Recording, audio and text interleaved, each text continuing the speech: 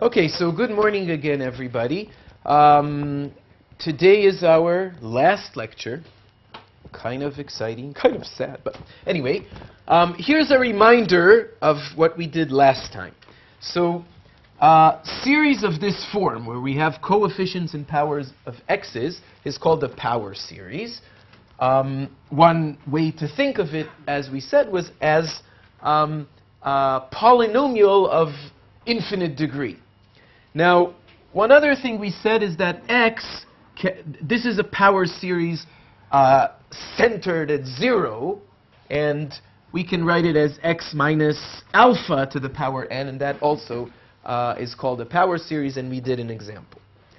When you have a power series, for some x's which you plug in here, it may converge. Whenever you plug in an x, you get a number series.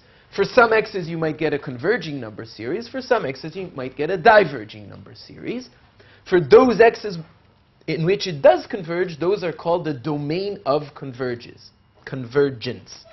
And it's not just a shot in the dark for which one it does and for which one it doesn't. There's a theory here. And the theory says that there exists such an r, which we call the radius of convergence, such that in this blue zone here, between minus r and r, for any x you take here, the power series calculated at x would converge. And for any x you take in this orange zones here, x is less than minus r or greater than r, if you plug them in, the power series would diverge. And the theory doesn't tell us in general what happens precisely at these endpoints, r and minus r, and for those you just have to check manually in each example separately, and we did several examples. Finding r, we have two different theorems which allow us to find r.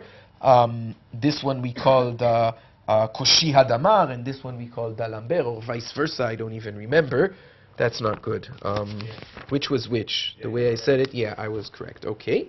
And so if these limits exist, they actually tell us r right away. So what we know at this point is somebody gives us a power series. We know how to find for which x's it converges and for which x's it doesn't. That's all we did. So continuing from here, for any x,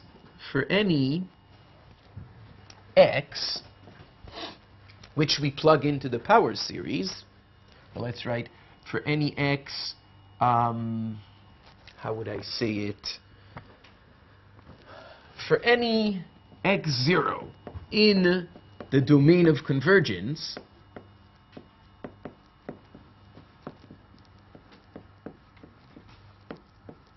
so take an x0, plug it into the power series. If it's in the domain of convergence, we get a converging, by definition, series, a regular number series. So if you take an x, it's in the domain of convergence, you plug it into the series, you get a number, right? The sum of the series which you get at that x, okay? So what this means is that we can define, if we have sigma a n x to the n, think of this as a black box for a minute. You plug in an x, you get a number. Do you know a name for such an animal that you plug in an x and you get a number? Function. That's a function, right? So this thing we can think of as a function, f of x. And what's the domain of this function? When is this function defined? Right, whenever x is in the domain of convergence. So f of x equals the power series is a function defined on the domain of convergence.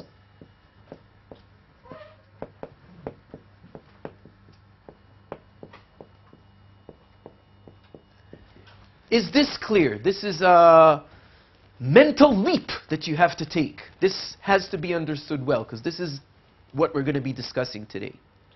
You take a power series, you plug a number, plug in a specific x, you get a number. So when plugging an x gives you a number, that's a function. Clear? If you try to plug an x, which is not in the domain of convergence, this thing diverges. It's not a number, it's just a something.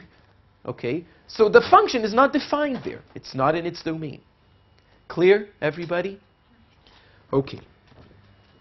So there's a theorem that I'm not going to prove. Maybe this is a good point to make a remark. Many of the theorems that I'm going to mention today are, in fact, consequences of the more general theory, which we're not discussing in this course. The more general theory is the theory of series, not of just powers, but series of functions in general. Sigma an, f sub n of x. So power series are specific cases of a more general thing called function series, and those we're not discussing here. And those have a general theory from which the theorems that we're saying today for power series follow very easily. Okay? So just so you know that exists. Okay. So let sigma an x to the power n be a power series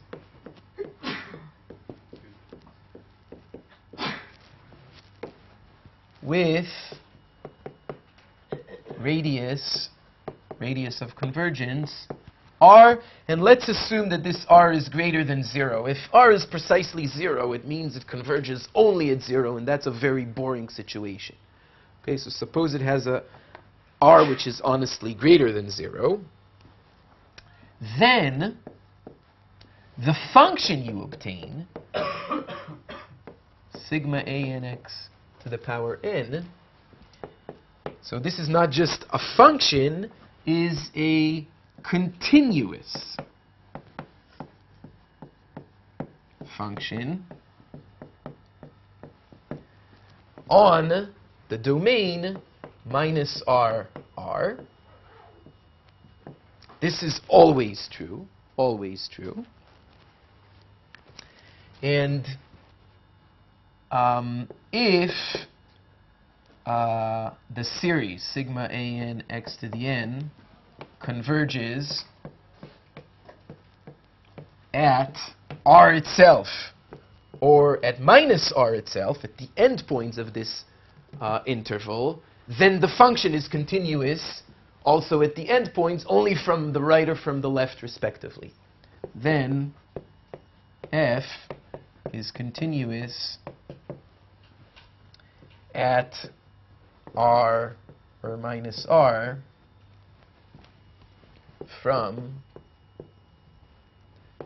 the, so if it's at r, it's from the right, so from the right or left respectively. Okay, so on the domain of convergence, what you get is not just any function, it's a continuous function, and that's a useful fact. Okay? So when somebody gives me a power series, we already know the theory of finding the domain of convergence, of finding R, and checking at the endpoints. And we know we obtain a function, not just any function, a continuous function, which are good functions, functions we like. But what function do we get? Which function do we get? Integral. An integral? What do you mean an integral? You get a sum. Taylor, sum, integral, those are words. Somebody gives me a function, a power series. Sigma, which ones did we do? 1 over n x to the n. Remember we did that? That we found that the radius was 1. Remember we did that last time? What function did we get? Can you give me an explicit formula for the function we got? Is it a function we know? Is it the function cosine x? Is it the function arctan of x? Could be, right? So the question I'm aiming at is, given a power series, it gives you a function. Which function? And moreover, vice versa. given a function, cosine x, is it a power series? Is there a power series that converges to that function on some domain? Okay, are my questions clear? Okay, so let's write some more things in that direction. So, first of all, a definition, which we've been anticipating. We've been saying this and hinting this. So, given a function f, now I'm starting at the other direction. Somebody gives me a function, a regular formula for a function. Given a function f, the power series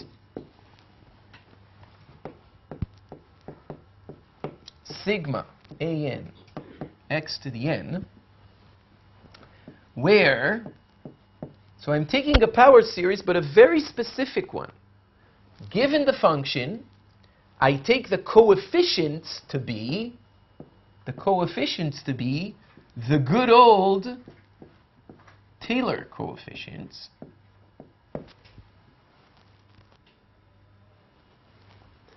And this is called the Taylor, or since we're doing it around 0, or I actually checked how to spell this, so now I know how to spell this. Like this. This is called the Taylor or Maclaurin series of f. So somebody gives you a function, you have a way of coming up with a certain power series. Namely, take the derivatives of that function at 0, or in a general a, if you want to do a general Taylor series, divide by n factorial. Those are the coefficients. These are all numbers, right? Plug these here, you get a power series, and that power series is called the Taylor series, or Maclaurin series. Okay? And the theorem is that this is not just any wild guess and you can do many other things, but if,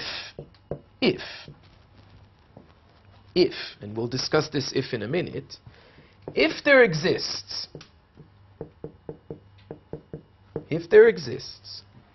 a power series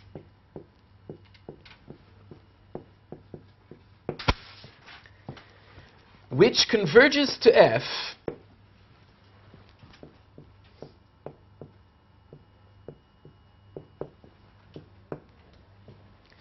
in some symmetric interval minus r.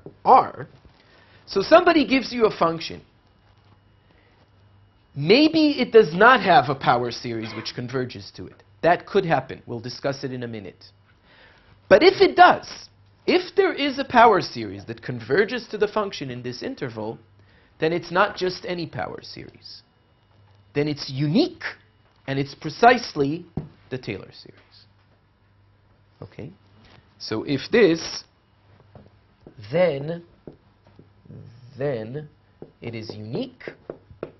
There's only one. You can't have two different power series converging to the same function. And it is precisely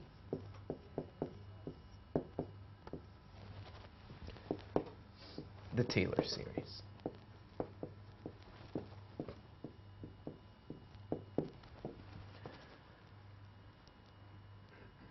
So this is a big statement. Somebody gives you a function, cosine x. We know how to do this business here, right? We did it when doing the Taylor polynomials. When doing the Taylor polynomials, we only went up to a certain n and stopped, right? Do the same thing, but don't stop at n. Stop at infinity. Well, don't stop. You get a power series, and that power series is going to converge to f in minus RR if it exists. If it exists. It doesn't necessarily exist. Can you see from here what is a necessary condition for it to exist? What has to happen? It must have infinite derivatives. Very good. It must have infinitely many derivatives. There should all be bounded. if the function is not infinitely many times differentiable, then we can't do this, right? If it doesn't have the 712th derivative, then a 712 would not be defined. And, and then this won't work. So let me write this a second. So remarks. Those derivatives must also be all bounded, right? The, In e to the minus 1 over x. wait. You're way ahead of us. Wait. So what do I want to erase? Let's erase this.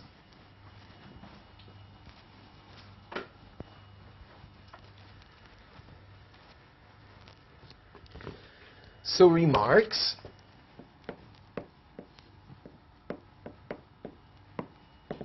One, necessary condition.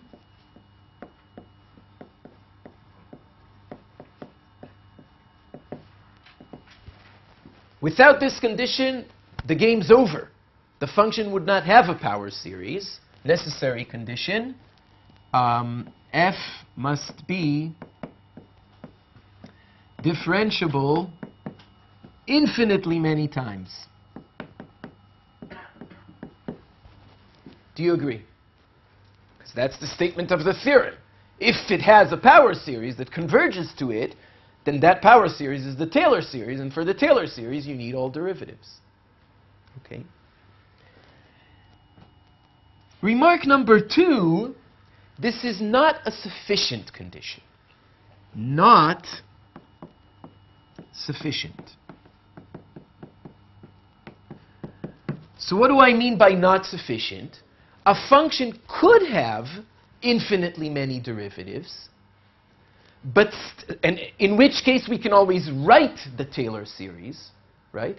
If we have all the derivatives, we can find the derivatives, divide them by n factorial, we get a Taylor series. But that Taylor series would not necessarily converge to the function, even though we can write it. So just having all the derivatives is not sufficient. And let me give you an example to show you. And this example we've seen. We've discussed it. So, example. The example is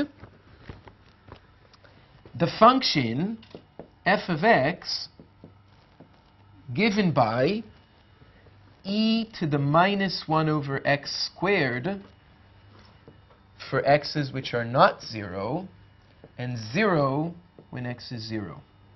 Do you remember we discussed this function when we discussed Taylor polynomials? Do you remember what this function satisfied? What was the interesting thing about this? Right. It takes some work. We didn't do all the details in class. I left some of this or most of this as homework. I hope you did it because this is a very good exercise. And we found that all the derivatives of any order of this function at 0 exist, but they're all 0.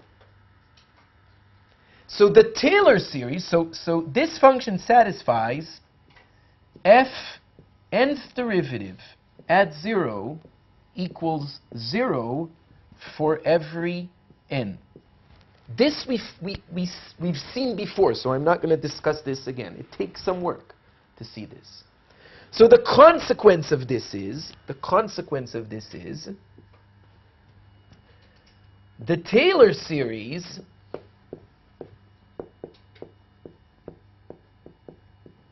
of f, and the Taylor series exists.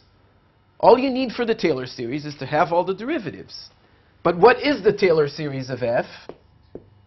Is just sigma of zeros. That's the Taylor series. This is defined for any x in R. The radius of convergence for this thing is R, right? Because x is just not here, so you can plug in any x and this converges. But what does it converge to? 0. That this thing converges to 0 for any x. What does it not converge to? It doesn't converge to f. Well, except at 0 itself, except at the point itself. So you take a function, you get a Taylor series, but the Taylor series doesn't converge to the function. So just having in all the derivatives is not sufficient for the stronger statement, which we want to somehow obtain, that the series converges to the function. Clear? And there are even wilder examples. So here, we get something which is kind of uniform. It's just 0 everywhere, but weird things can happen. Okay? Clear? So what we want, so maybe I'll add the Taylor series of f is 0, okay, and doesn't converge to f. I'll add it in your notebook. What we want is somehow, and we'll do that a bit later, find a sufficient condition. Find the condition which does guarantee that the Taylor series does converge to the function. Okay, and we'll discuss that a bit later. Okay, so let's summarize what we know and don't know so far.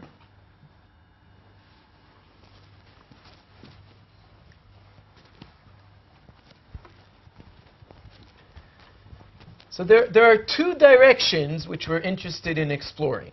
One is start with a series, find the function. 2, start with a function, find the series. And so what do we know and what do we still want to find? So we know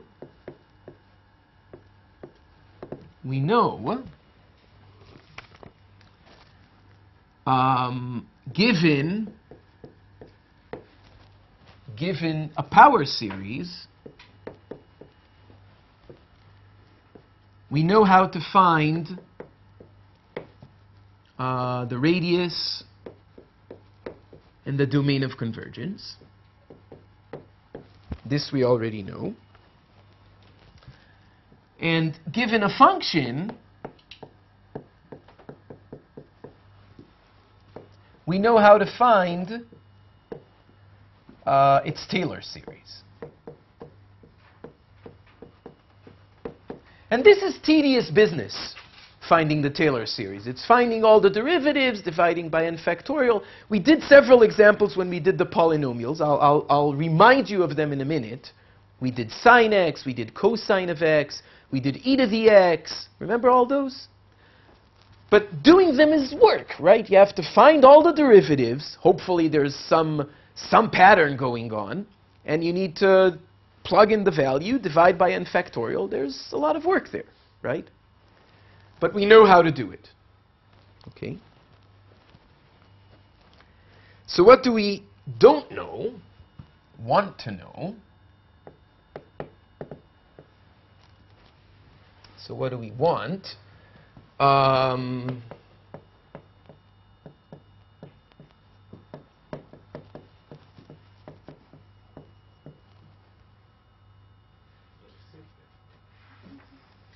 that's not relevant now. Okay, sorry about that. I shouldn't have brought it up. Okay, no, sorry. Okay, so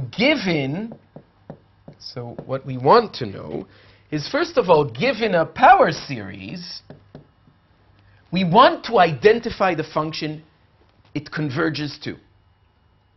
Okay? Identify f. Identify f explicitly. Give the formula, if it exists. So that's one thing we want to do.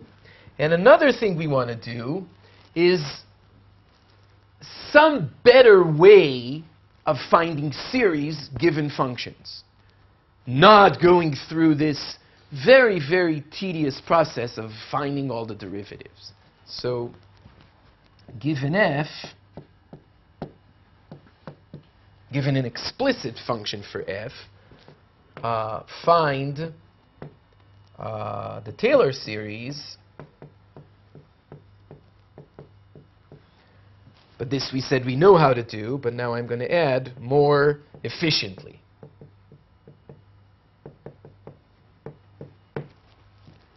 Okay, a better way, a faster way, without working too hard. So Okay, and maybe I'll add here, find Taylor series more efficiently, and plus guarantee that what you found does converge. So guarantee that you're not in the previous example where you found the Taylor series, but it just doesn't converge to the function. Okay? So this is a plus here. Plus. You say an explicit function as opposed to? Hmm? When you say explicit function, you mean explicit as opposed to what? As opposed to writing it as a power series. This is also a function. That's where we started. Okay. But this is somehow not the way we're used to seeing functions. We're used to seeing them in explicit formulas. Sine x. So there's a power series which equals sine of x. We even know what it is, right? Those are the same thing, but one is what we call the explicit formula, sine x, and the other is its power series. Okay, so is it clear where we're heading and what we want to do? Everybody? Okay. So at this point, what I want to do is remind you of the power series which we already have seen, of all those power series which we know. We didn't call them power series, we called them Taylor polynomials. But now, if I just add the, instead of stopping at n and saying there's a remainder, if instead of that I add a dot, dot, dot and make it into an infinite series, that's the power series. Okay, that's the Taylor series. So let's write those that we know.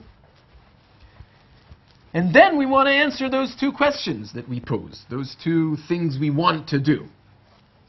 Given a function, an explicit formula, finding the Taylor series more efficiently, and given a series, finding somehow what is the function that it represents. Excuse me? Will we succeed in these two missions? To an extent. To an extent. Okay, so how do we succeed in math? We're going to have some theorems that tell us, under certain conditions, we are able to do this, and how. Okay? It's not that I'm going to give you a completely general algorithm in which you plug in a function, any function you want, and poof, get the power series. That's not going to happen. Okay?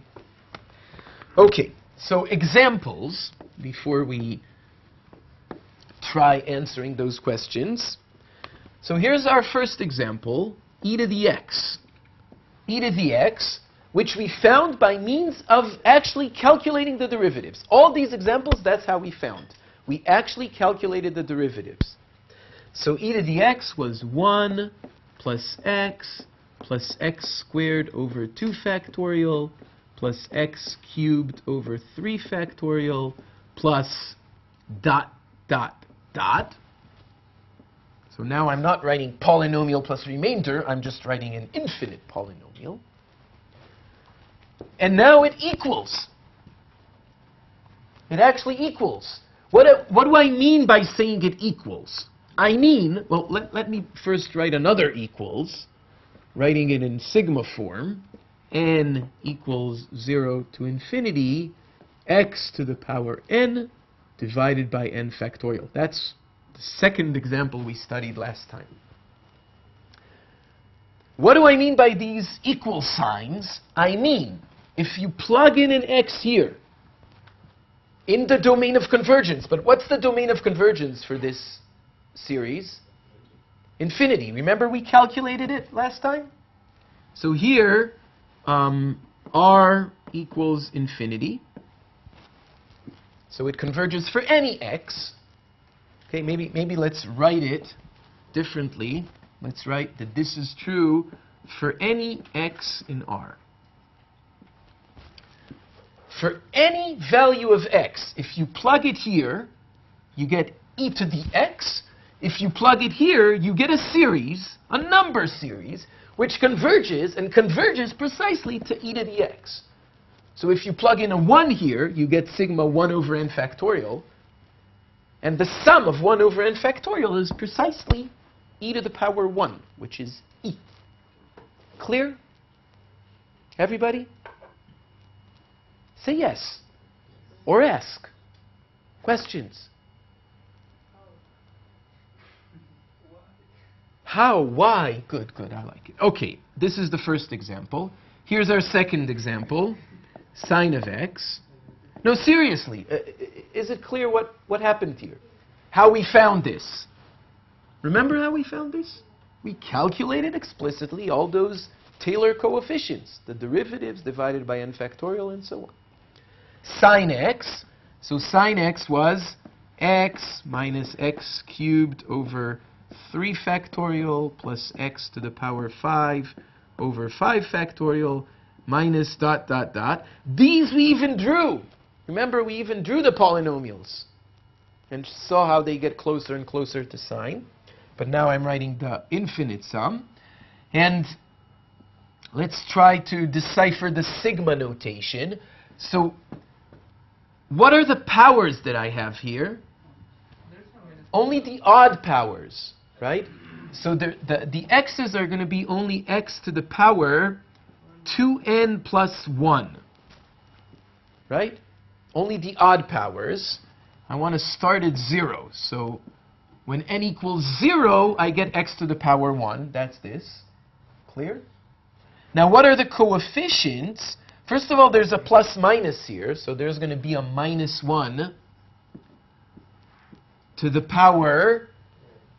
Well, let's think a minute. So when n equals 0, I want it to be a plus. So if I write to the power n here, Plus 2. okay, so if I write, Plus 2. yeah, n is okay actually, right? Because when n is even, I'm going to get plus signs. And when n is even, that's precisely skipping these. So that's fine. And then in the denominator, what am I going to have? The same as the power factorial. So 2n plus 1 factorial. So this is the summation notation for this power series. And it's not hard to see that the radius of convergence for this thing is also infinity. It converges for any x. One way to see this is, well, okay, you have to actually calculate it if you want to do it with full details. But let me just mention one important thing. What are the coefficients here? What are the ANs?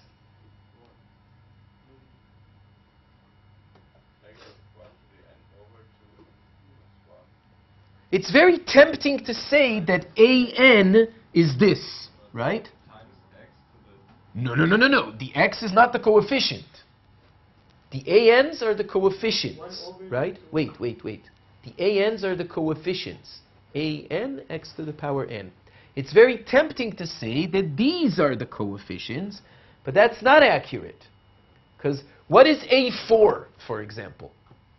A4 is not what you get here when you plug in n equals 4. A4 has to be the coefficient of x to the power 4. That's A4 in a polynomial or in a Taylor series, right? A4 has to be the coefficient of x to the power 4. What's A4 here?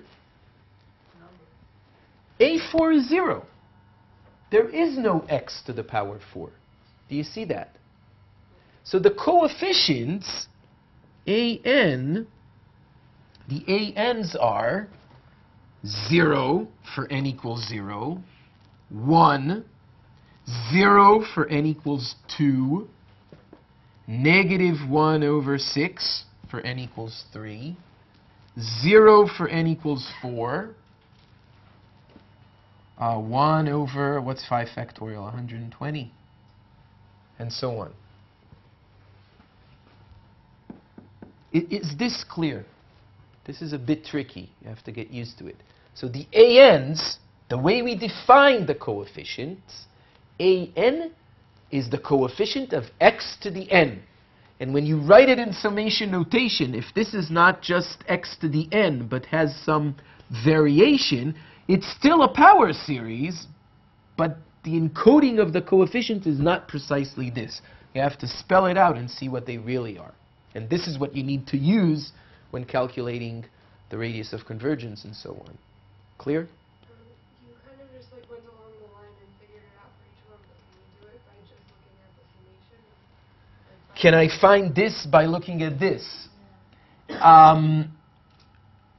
The answer is yes. You just have to think a bit. So what this is saying is that there are only odd powers. So these are really the odd coefficients. It's these. And then you have to stick in zeros for the even coefficients. Yes? I don't understand why we're doing negative 1 to the n power. I mean, aren't the even terms in an going from positive to negative and then positive? When n equals 1, Okay. when n equals 1, we get x to the power 3. Do you see that? What's the coefficient of x to the power 3? We want it to be negative. So when n equals 1, we get negative. When n equals 0, when n equals 0, we get x to the power 1. That's this. What's the coefficient? We want it to be positive. So we're using different n's for an. Is that what you're saying? No. That's not what I'm saying. I'm saying this and this are precisely the same thing. Run the sigma, you get precisely this. I'm saying the ANs, by definition, the ANs are the coefficients of the different powers. They're not just what you see before the x here. That's all I'm saying. Clear? Okay. So let me write this in parentheses. It's a remark, just to be alert to things like this. Another example that we did, if I'm not mistaken, ln of 1 plus x. Right? We did this one. And this was x minus x squared over 2 plus x cubed over 3 minus ... And in summation notation, in the sigma notation, it's n equals 1 to infinity. We start at 1, minus 1 to the n plus 1 divided by n times x to the power n. Okay? And the radius of convergence for this one is actually 1. And a standard way of writing this, the common way of expressing this, is saying that x in absolute value must be less than 1. Those are the x's we're allowed to plug in here and have this converge to this. Okay? And note that we still don't know that fact. The fact that the Taylor series really equals the function, that's still something we don't know. That's the sufficient condition which we didn't write yet. Okay? For the Taylor series actually converging to the function. The fact that we can write this, that's easy. We just take the derivatives. That's what we did. But does it really converge to the function? We don't know that yet. We'll know it in a few minutes. And one last example, 1 over 1 minus x. Can you repeat what we said now? What we don't know? We don't know that this actually converges to this. The Taylor? We wrote the Taylor series, but the Taylor series doesn't always converge to the function. That's that example with the e to the minus 1 over x squared. You can write it, but maybe it does converge to the function and maybe it doesn't. Okay? We still need a condition which would guarantee that it does. Good? So this is the last example that I want to mention now. So there are 4 examples here. 1, 2, 3, and 4. So 1 over 1 minus x, do you recognize this? Yes. Hint, call x q for a second. Right, this is the geometric series. So this is just 1 plus x squared plus ... This is the geometric famous one, which can be written as sigma x to the n equals 0 to infinity. and this also converges, you know the answer. When does the geometric series converge? Right, when q, or x, is less than 1 in absolute value. So now we're calling it x. So this belongs to this, and this belongs to this. So in fact, these 4 examples are the only 4 that you need to remember. If you remember these 4, then identifying all other functions and finding series for all other functions will actually be using these 4 and manipulating them. That's what we're going to see now. Okay? Question? Number 3. Why is the domain, the absolute value, smaller than 1? Why is that? You need to find R. I didn't do it right now. You need to find R. Just get it. Yeah, but you can easily do it. We know how to find R. Okay, so these are the ones you should really remember, really know by heart.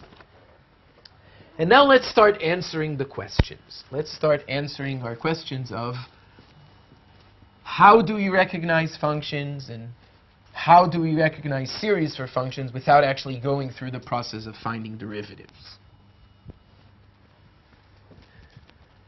And as I said, the answer is going to be theorems. So here's the first one. So I'm going to write the theorems, and I'm going to do examples. And in the examples, we're going to see, as we move along the examples, we're going to see a lot of other little tricks and methods that are not giving the label theorem, but they're going to be hidden there as well. So the first theorem is called term by term differentiation. That's the name of this theorem. And it says the following. Let f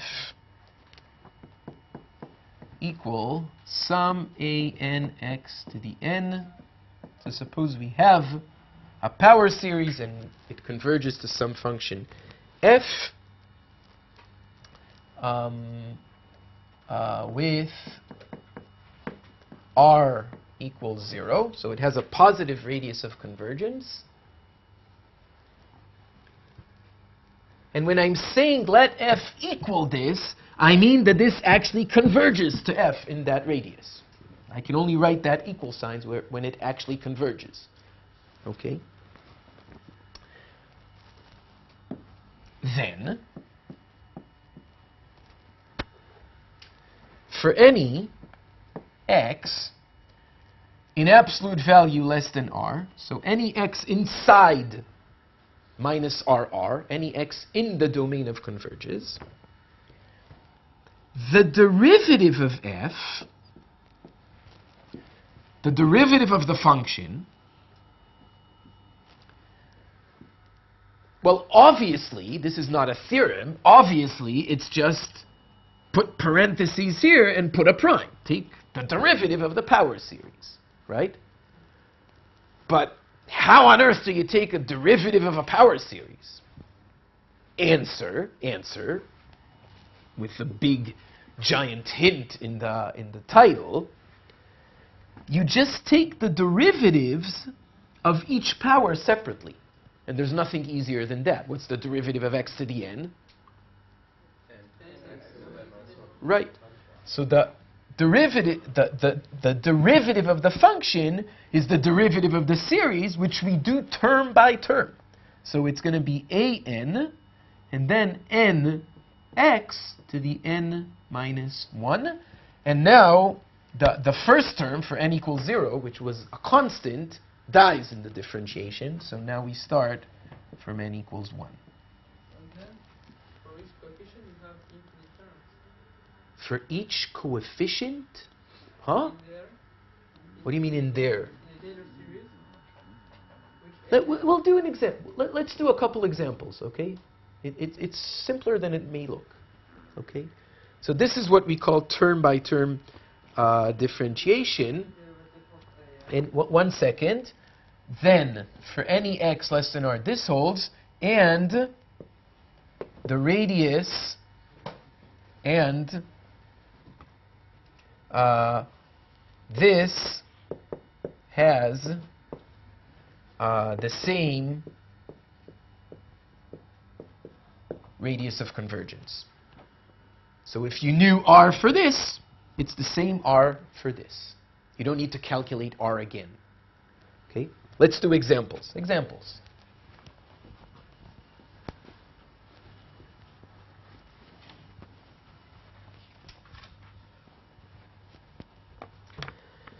So here's our first example.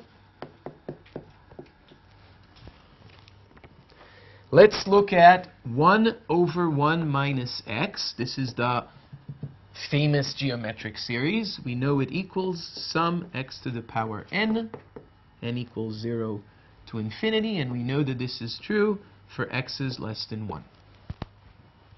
Do you agree? That was the fourth one in our very short list of examples you need to remember by heart. Good? So, using term-by-term differentiation, so this is the explicit formula for the function, this is the power series. Term-by-term differentiation tells me that 1 over 1 minus x prime equals sum n equals 1 to infinity n x to the n minus 1. Do you see that this is just the term-by-term differentiation of this series? And what's the derivative of this? This is just the regular derivative. What's the derivative? It's 1 over. So this is like 1 minus x to the power minus 1. So there's a minus coming out, 1 minus x to the power minus 2, times the inner derivative, which is minus 1, which cancels. So that's it. 1 over 1 minus x squared. So there we go. We just found a power series for a new function with hardly any work at all. We didn't calculate all the derivatives for this one manually, plugged in 0, divided by n factorial, and so on and so forth. And we even know the radius of convergence remains the same. Yes? Can you just explain one more time why when you do the derivative you like move the n up one? Yeah, because for n equals 0, let's look back at this, at the open form. Let's look here a second. Here's the open form of this thing.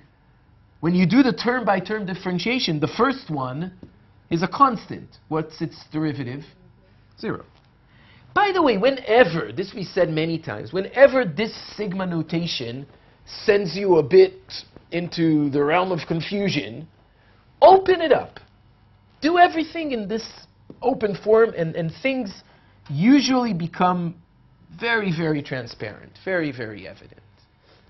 Okay? Good? Okay. So here's our first example. We just found a new, so we're starting to answer our questions. Okay?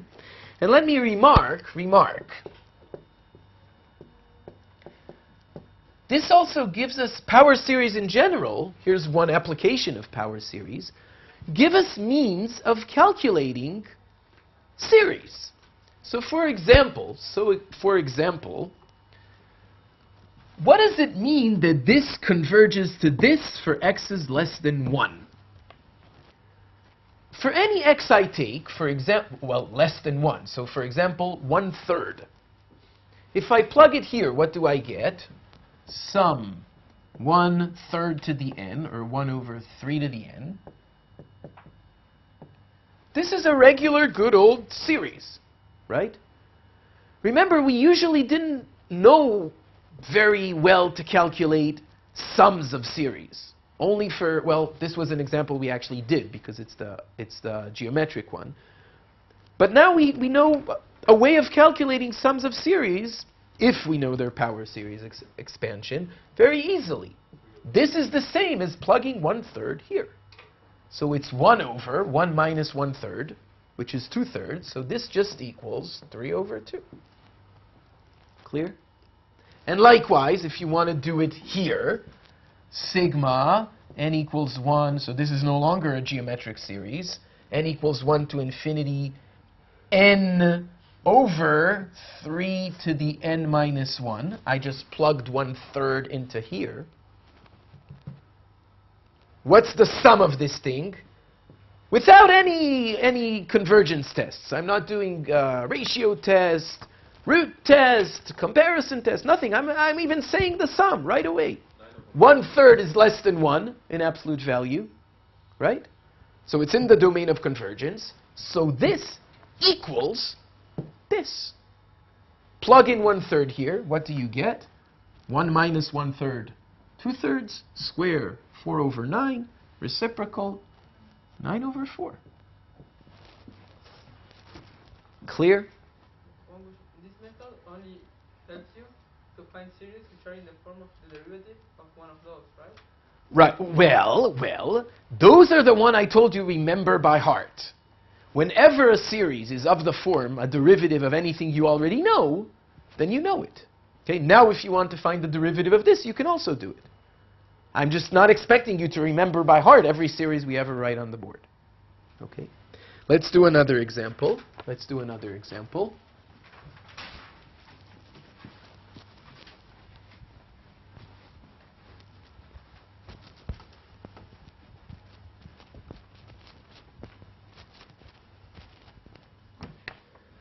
So here's another example. Example 2.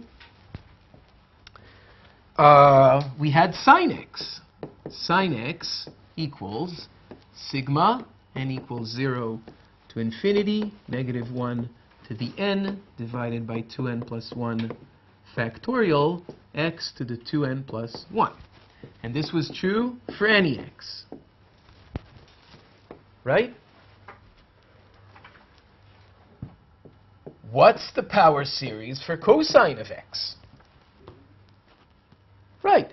Do you agree that cosine is the derivative of sine? Do you agree? Then the power series for cosine is the derivative of the power series for sine. That's that theorem. How do we find the derivative of this monster? Well, that's not too hard. We just take the derivatives term by term. What's the derivative of x to the power 2n plus 1?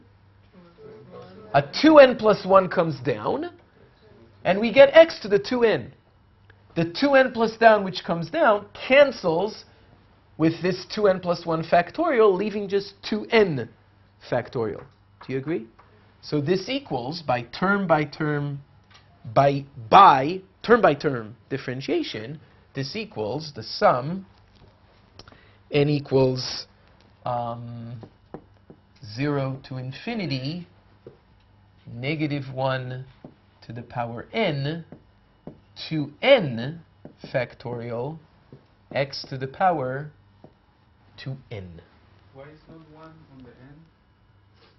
Why is not 1 on the n? Equal to 1 at the start?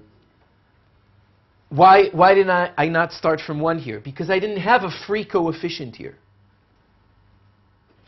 Right? This started from x. Again, if it's confusing you, go back to the open form. There it is. Look here a second. There's the open form. What's the derivatives? When you take the derivative of x, you still have that 1, right? So if you open that up, you should get 1 minus x squared over 2 factorial plus x to the power 4, 5 cancels over 4 factorial, and so on. Clear? Do it. Just always do it just to make sure, to be safe. Yes? So then, like, if you would do negative sine x, it would start from n equals 1 there. If you would do negative sine x, Yeah. okay, let me answer this in 2 ways. So you were suggesting, if you want the power series for negative sine x, you were saying, let's take the derivative of this. Is that true? Yes. What would we get? We would do term by term differentiation. And the first term here now is a number, so we would start from 1. We wouldn't have a free coefficient. Right. There's an easier way to do that. Negative sine x is just negative this thing, right? And you can, if you want, put the minus inside or not, but so you can check that both ways you get the same thing. Clear? Okay. And what's the domain of convergence here? All x equals 6 is also from n equals 0. We just explained that. If you didn't follow, please ask me again later. Okay? Okay, good. So let's have a break now, 10 minutes, and continue after the break.